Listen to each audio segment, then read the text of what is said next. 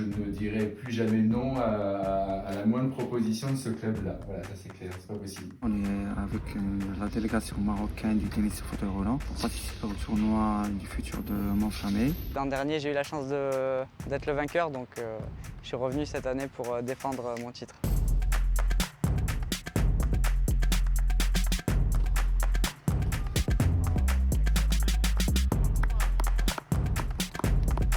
C'était sous l'égide de l'ancien président qui, à cette époque-là, Montfermeil Tennis 93 a reçu une section de tennis en fauteuil qui venait du club de Montreuil, qui ne pouvait plus assurer le fonctionnement. Et ça nous a donné l'idée de lancer ce tournoi international. C'est quelque chose qui a plu à la ville, à tous nos élus et qui ont fait bloc avec nous parce qu'il y a une logistique importante. On a eu aussi l'aide du département et qui, depuis l'an 2000, nous aide chaque année.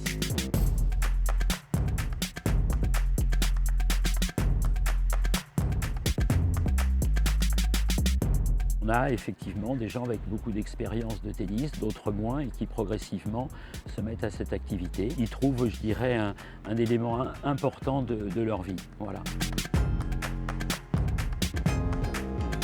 Je suis venue là parce que ça fait 1 an que je joue au tennis, je commence à avoir un classement français intéressant, je suis 11e joueuse française.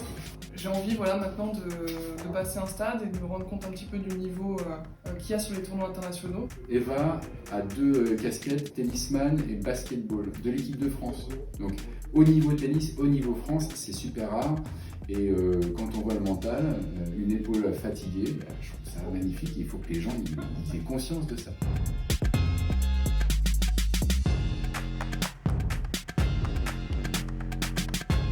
Je fais partie de l'équipe de France, je suis numéro 2 français et numéro 22 mondial.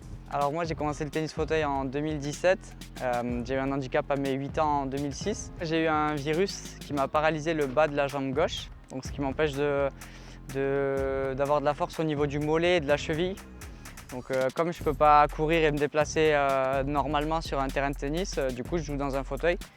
Et on joue tous dans des fauteuils, même avec des handicaps différents. Il n'y a qu'une seule règle qui change, c'est qu'on a le droit à 2 rebonds. Et sinon, toutes les règles sont les mêmes. Après, on se rend compte très vite en regardant les matchs que le second rebond n'est pas souvent utilisé.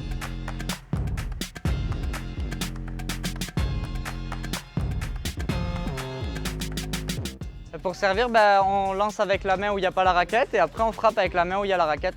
Ça ressemble à quelqu'un debout, sauf qu'on est assis.